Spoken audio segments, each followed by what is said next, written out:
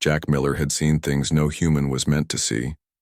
After 15 years serving on the front lines of humanity's expansion into the stars, the former Marine Corps sergeant returned to Earth with visible and invisible scars.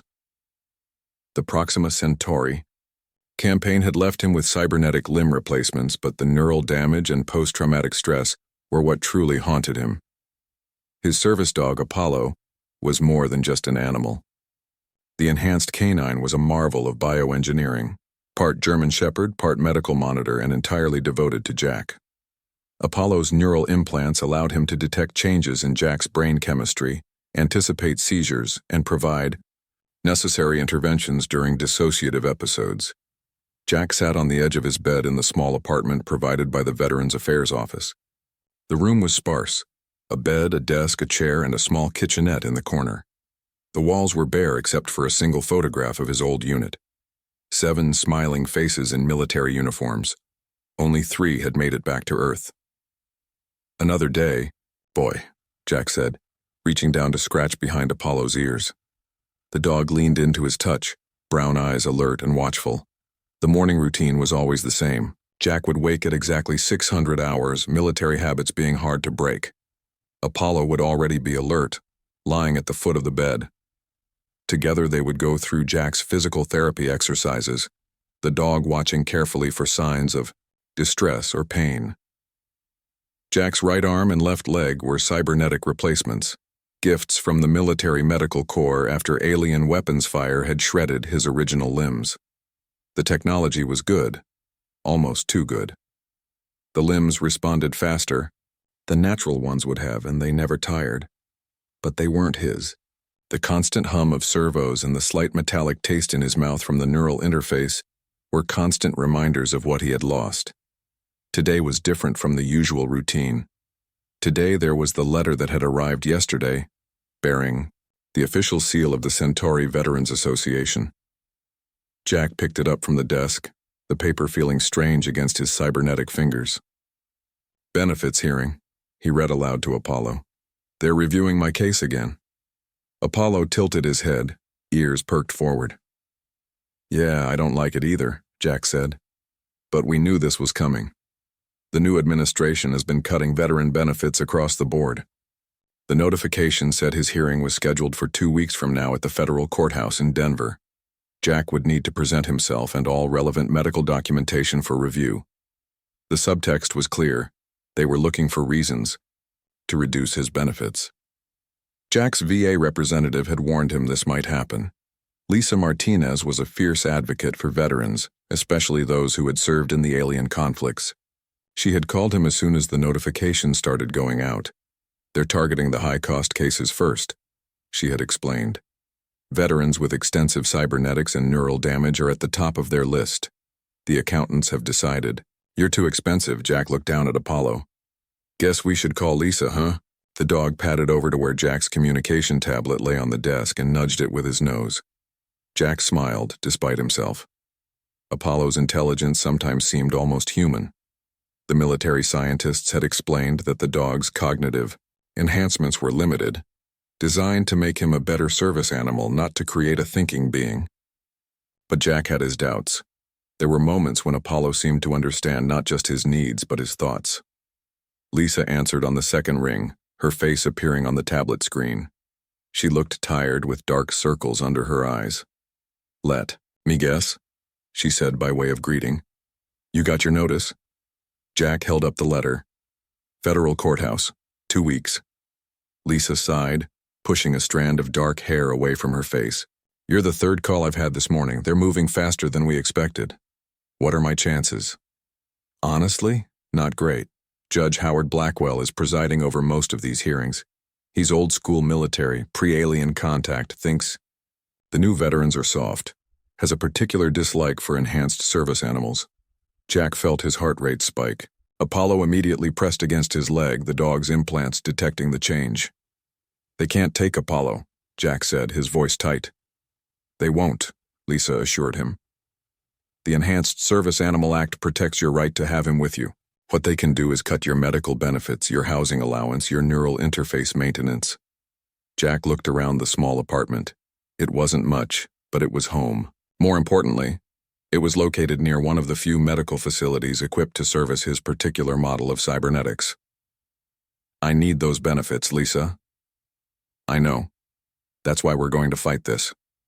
I'm going to send you some documentation. I need you to review before the hearing. Medical records, service records, neural scan results. We need to make it impossible for them to deny your claim. After ending the call, Jack sat in silence for a long moment. Apollo rested his head on Jack's knee, a warm weight that anchored him to the present. The next 2 weeks passed in a blur of preparation. Lisa came by 3 times with documents to sign and strategies to review. Jack submitted to additional medical scans to document the progression of his neural damage. Apollo underwent his own evaluation to confirm the necessity of his continued service. The night before the hearing, Jack couldn't sleep. He lay awake, staring at the ceiling, his cybernetic limbs powered down to maintenance mode. Apollo remained, vigilant at the foot of the bed. "What if they try to separate us?" Jack whispered into the darkness. Apollo raised his head, eyes reflecting the dim light from the cybernetic status indicators on Jack's arm. "They won't understand what you do for me, what you prevent." The seizures had started 6 months after Jack returned to Earth. The military doctors called it delayed neural response to traumatic brain injury. Without warning, Jack would find himself thrown back into the heat of battle, his cybernetics responding to phantom commands, his body fighting enemies that weren't there. Only Apollo's intervention, the carefully calibrated medication delivered through their neural link, the pressure therapy, the constant monitoring, kept these episodes from becoming deadly. "We'll be okay," Jack said, more to convince himself than anything else. "We have to be." Morning came too quickly. Jack dressed carefully in his civilian best, dark pants, a button-up shirt that concealed most of his cybernetic arm, shoes polished to a military shine. Apollo wore his official service vest, the one with the enhanced service animal certification prominently displayed. As they left the apartment and headed for the public transit station that would take them to the courthouse, Jack felt a sense of dread building in his stomach. Something about today felt wrong, like the strange silence before an ambush. "Stay close," he told Apollo, as they boarded the maglev train bound for downtown Denver.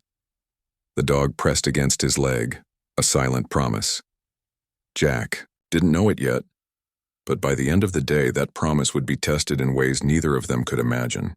The federal courthouse in Denver was an old building, one of the few that had survived the resource wars of the 2030s. Its stone steps were worn from decades of use, and its columns stood tall against the morning sky. Jack paused at the bottom of the steps, looking up at the imposing structure. Apollo stood steady beside him, sensing Jack's nervousness. Lisa Martinez waited for them at the top of the stairs. She wore a formal suit and carried a thick folder of documents. Her face brightened when she saw Jack and Apollo approaching. "You made it," she said, checking her watch. "Good timing. We have about 20 minutes before the hearing starts." Jack nodded, his throat suddenly dry. The courthouse reminded him of the military tribunal buildings on Mars, where they had debriefed the survivors of the Proxima Centauri disaster. "How many other veterans are being reviewed today?"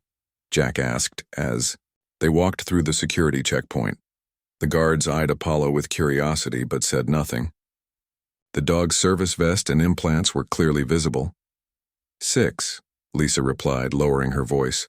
"All with extensive cybernetics or neural damage, all with enhanced service animals." Jack frowned. "That's not a coincidence." "No, it's not. Judge Blackwell requested these cases specifically." They moved through the marble hallways, their footsteps echoing. Jack noticed other veterans waiting on benches outside courtrooms. Some had visible cybernetics like him. All had service animals, mostly dogs, but also a few cats and one small monkey. The animals were all clearly enhanced, with visible implants and monitoring devices. Lisa led them to a small conference room. "We can wait here until they call us. I want to go over a few things first." Jack sat in one of the chairs, Apollo settling at his feet. The dog's eyes remained alert, continuously scanning Jack for signs of distress. "Judge Blackwell has a history," Lisa began, opening her folder and spreading out several documents. He's ruled against veterans in 63% of benefits cases in the last year. He has a particular bias against enhanced service animals. Why? Jack asked. Lisa shrugged. Old school thinking. Believes that soldiers should be tough enough to handle their problems without technological or animal assistance. His son was military too, died in one of the early alien conflicts. Jack felt a twinge of sympathy despite himself. Many families had lost loved ones in those early days, before humanity understood what they were up against. What's our strategy, he asked. Stick to the facts. Your medical records clearly show the necessity of both your cybernetic enhancements and Apollo's assistance. The law is on our side, even if the judge isn't. A knock at the door interrupted them. A court official poked his head in. Martinez. And Miller? You're up next in courtroom 3. Lisa quickly gathered her documents. Remember, stay calm. Let me do most of the talking. Jack stood, feeling the quiet hum of his cybernetic leg adjusting to his weight. Apollo rose with him, pressing close to his side. Courtroom 3 was smaller than Jack had expected, with only a few rows of seats for observers. Most were empty, though a couple of official-looking people sat in the back taking notes on tablets. Judge Howard Blackwell sat behind the bench, a thin man with a stern face and white hair cut in a military style. He looked up as they entered, his eyes immediately fixing on Apollo. Case number 2041 CVA 238. Miller Jack, Sergeant, Marine Corps, retired, announced the court clerk. Jack, Lisa, and Apollo moved to the table on the left side of the room. On the right sat a woman in a dark suit who Jack assumed was the government. Attorney, Ms. Martinez. Judge Blackwell acknowledged Lisa with a slight nod before turning his gaze to Jack. His expression hardened. Mr. Miller. Sergeant Miller, Your Honor, Lisa corrected politely. The judge's mouth tightened, but he didn't respond to the correction. Instead, he looked pointedly at Apollo. Animals are not permitted in my courtroom. Jack felt his heart rate increase. Apollo pressed closer to his leg, the dog's implants already registering the change in Jack's vital signs.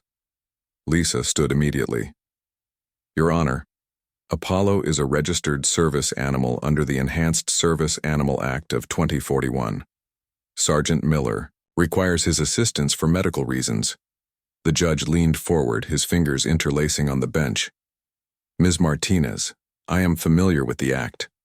I am also familiar with the trend of giving veterans crutches rather than teaching them to stand on their own. The government attorney cleared her throat. Your Honor, if I may, the law is quite clear regarding service animals. I'm aware of the law, Ms. Klein, Judge Blackwell snapped. But this courtroom is my domain. He turned his attention back to Jack. Mr. Miller, you will remove that animal immediately or I will find you in contempt. Jack stood rigid, his cybernetic hand clenching into a fist. The smooth metal fingers curled inward with a soft mechanical sound. Sir, with respect, Jack said, his voice tightly controlled. Apollo is medically necessary for my— Remove the dog. The judge enunciated each word like it was a sentence of its own. Lisa stepped forward. Your Honor, I must object to this. Order. It directly contradicts federal law and puts my client at medical risk.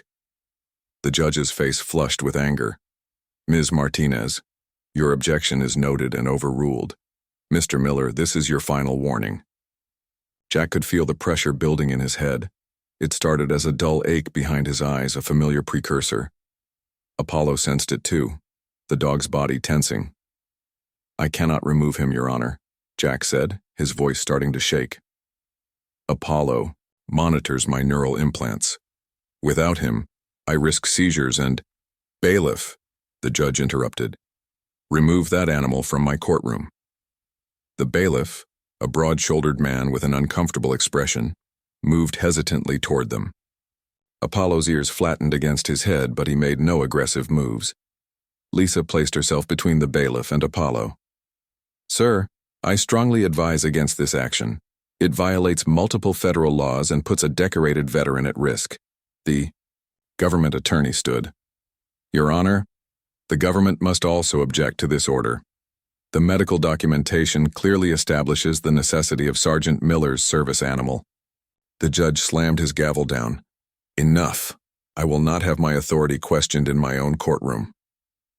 The sharp sound of the gavel echoed in Jack's ears, transforming into the crack of alien weapons fire. The fluorescent lights of the courtroom became the blinding flashes of artillery. The walls seemed to close in. Jack? Lisa's voice seemed to come from far away. Jack, stay with us. But Jack was already slipping. In his mind, he was back on Proxima B, surrounded by the chittering sounds of approaching alien soldiers. The bailiff's uniform morphed into the exoskeleton of a Centaurian warrior. Apollo reacted immediately, pressing his body against Jack's legs, trying to ground him in reality. But the episode was progressing too quickly. Jack's cybernetic arm activated in defense mode, responding to threats that weren't really there. His eyes rolled back and he began to fall. Apollo moved with lightning speed, positioning himself to break Jack's fall. As Jack collapsed, the dog's implants engaged, releasing a carefully measured dose of anti-seizure medication through their neural link. What's happening? The judge's voice had lost its authoritative edge, replaced by confusion and alarm. Lisa knelt beside Jack, helping Apollo keep him stable as he began to convulse. This is exactly what we warned you about, Your Honor. Jack is having a seizure, triggered by PTSD and neural interface malfunction. The courtroom erupted into chaos. People stood, shouted, moved toward and away from the scene. The bailiff froze, uncertain whether to follow the judge's order or help the veteran on the floor. As Jack convulsed on the courtroom floor, Apollo's training kicked in. The dog positioned his body to prevent Jack from hitting his head on the hard floor. His enhanced implants were working overtime, monitoring Jack's vital signs and delivering emergency medication through their neural link. Lisa knelt beside them, her face pale with worry. Everyone stand back, she ordered. Give him space.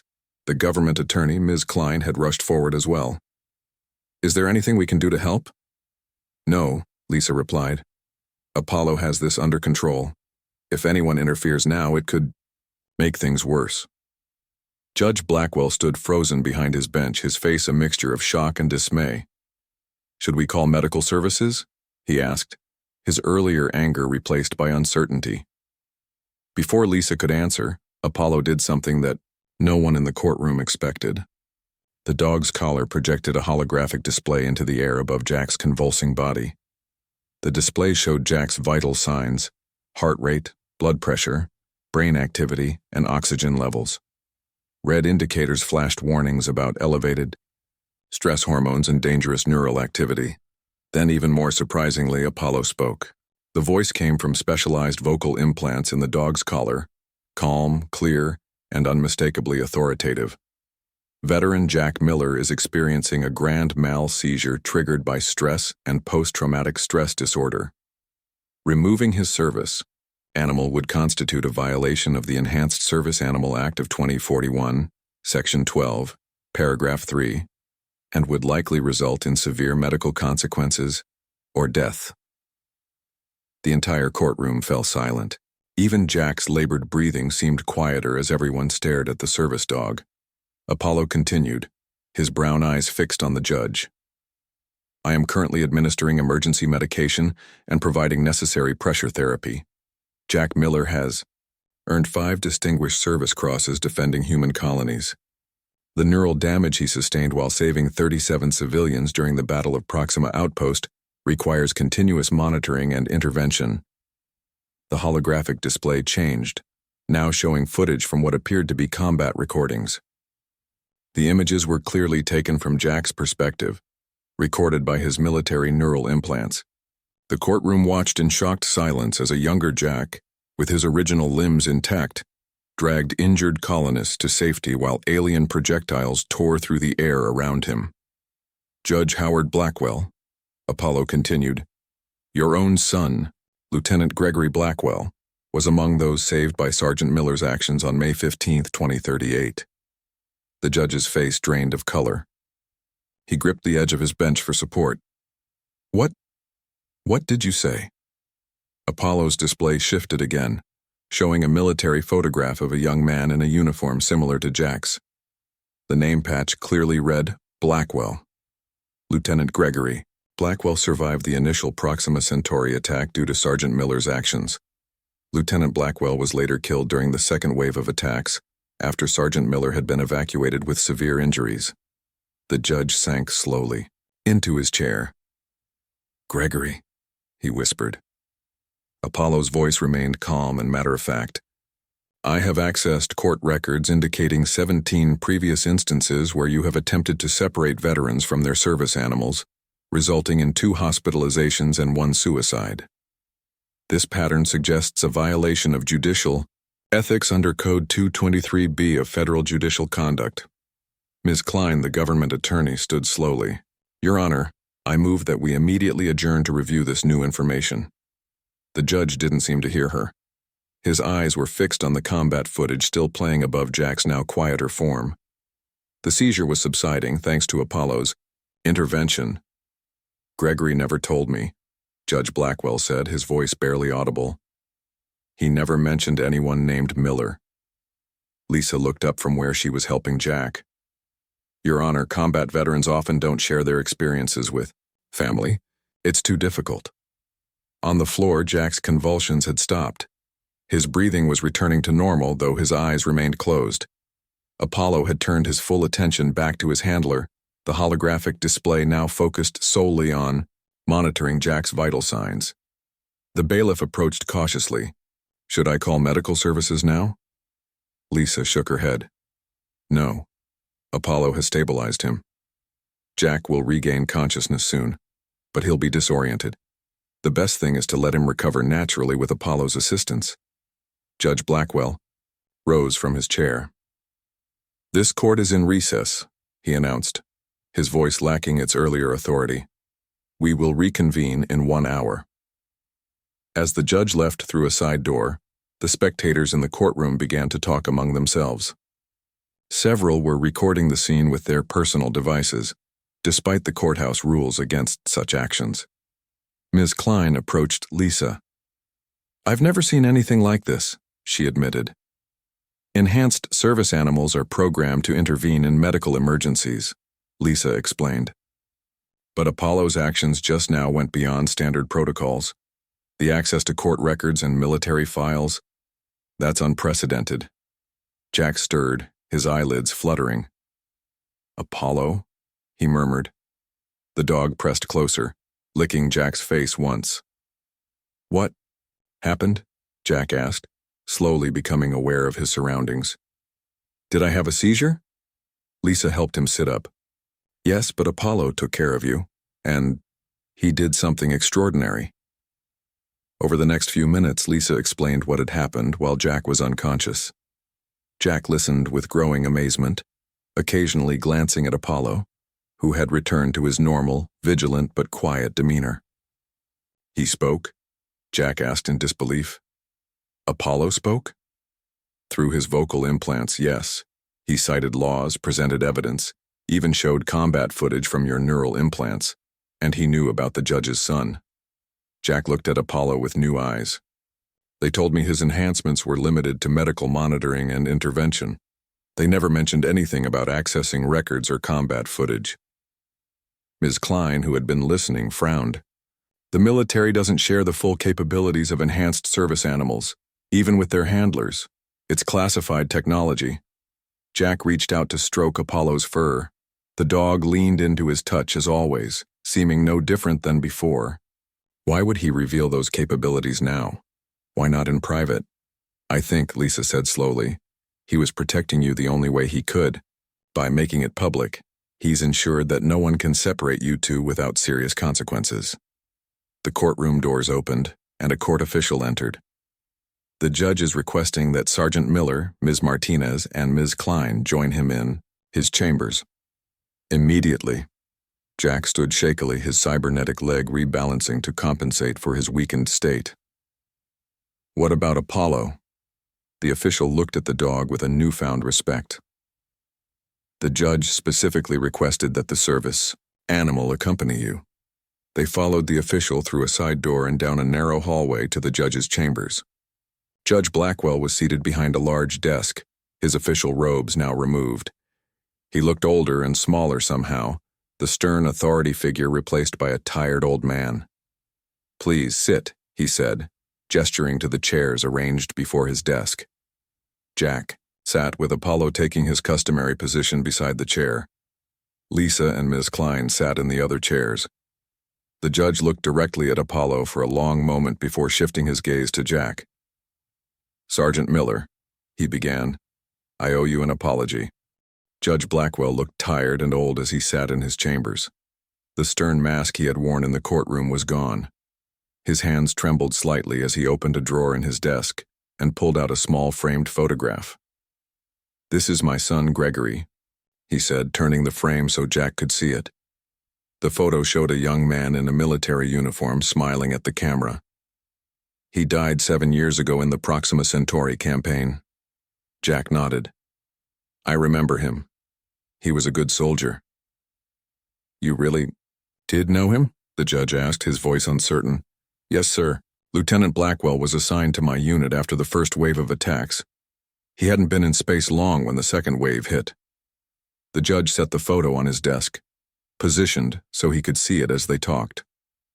"I never knew the details of his death. The military report was vague. Killed in action while defending human interests in the Proxima Centauri system.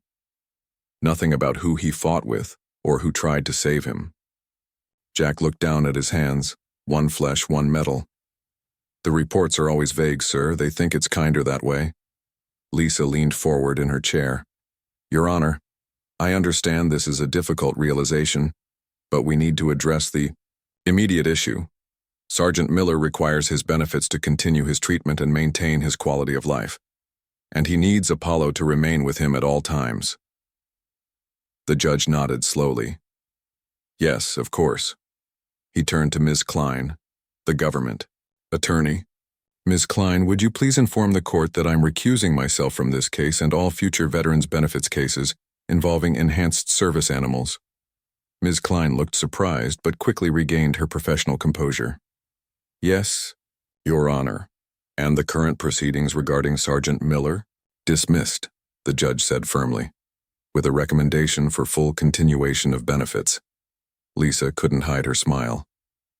"Thank you, Your Honor." But the judge wasn't finished.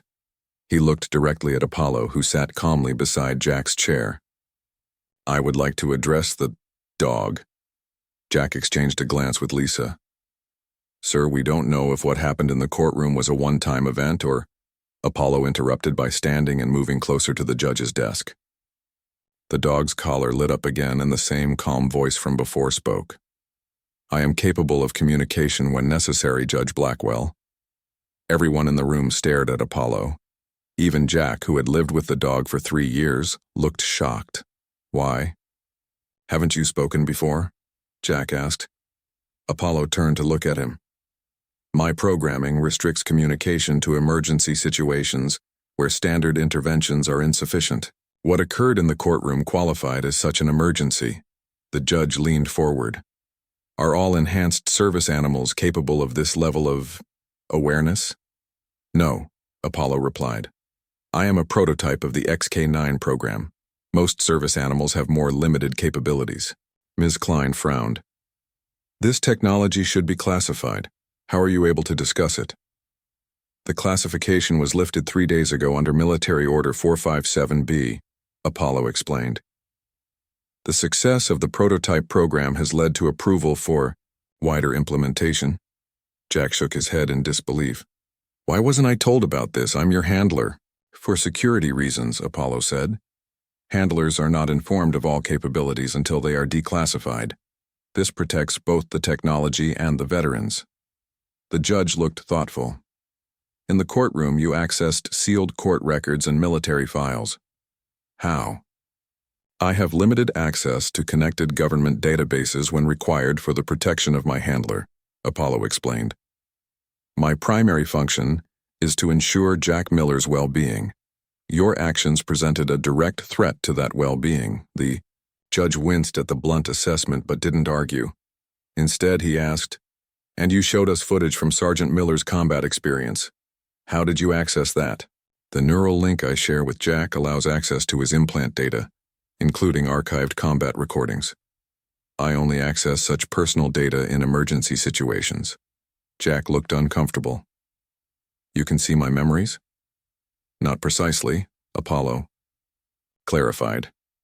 I can access data stored in your military neural implants. Personal memories formed naturally in your brain remain private. Lisa, who had been listening with growing interest, spoke up. This has implications far beyond this case. If enhanced service animals can access and present evidence this way, it could change how veterans are treated throughout the system. The judge nodded slowly. Indeed. He turned to Ms. Klein. The government should be aware that I intend to make a formal report about what happened today. The treatment of veterans, particularly those with enhanced service animals, must be reevaluated. Ms. Klein nodded. I'll inform my superiors. She stood, gathering her materials. If there's nothing else, I should return to the courtroom to inform the clerk about your recusal. After Ms. Klein left, the judge looked back at Jack. Sergeant Miller, I truly am sorry for what happened today, and thank you for what you did for my son. Jack nodded, not trusting himself to speak. Your case will be reassigned to Judge Samantha Ortiz, the judge continued. She's a veteran herself. I think you'll find her more understanding. Lisa stood. Thank you, Your Honor. We should let Sergeant Miller rest after his seizure. They left the judge's chambers, walking slowly down the hallway to accommodate Jack's still shaky steps. Apollo kept close to Jack's side. Once again, the silent, watchful service dog rather than the articulate being from moments before. That was unexpected, Lisa said when they were alone in the elevator. Jack looked down at Apollo. You could talk this whole time? Apollo looked up at him with his usual canine expression but remained silent. Maybe he really can only talk in emergencies, Lisa suggested. Jack wasn't convinced. Or maybe he's choosing when to reveal his capabilities. He bent down to look Apollo in the eyes. You've got more secrets, don't you, boy? Apollo merely wagged his tail.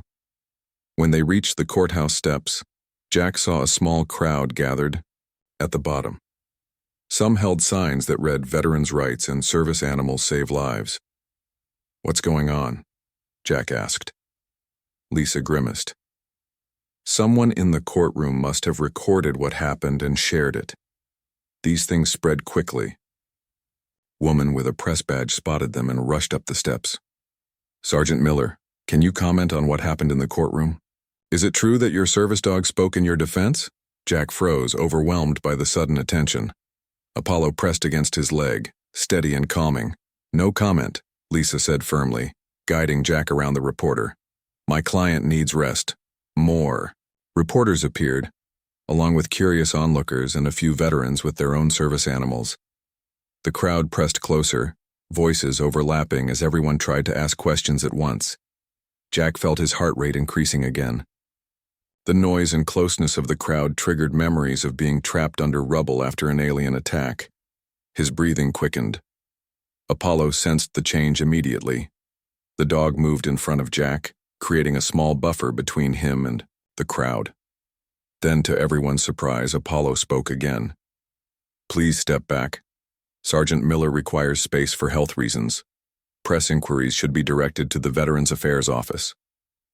The crowd fell silent for a moment before erupting into even more questions. But they did step back, creating a small circle of space around Jack, Lisa, and Apollo.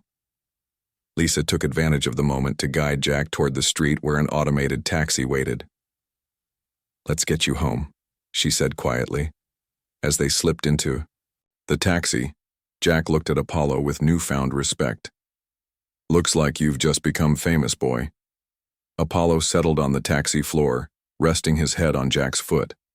If the dog was concerned about his new public status, he showed no sign of it. 3 weeks passed quickly. News of what happened in Judge Blackwell's courtroom spread faster than anyone expected. People called it the Apollo incident in the media.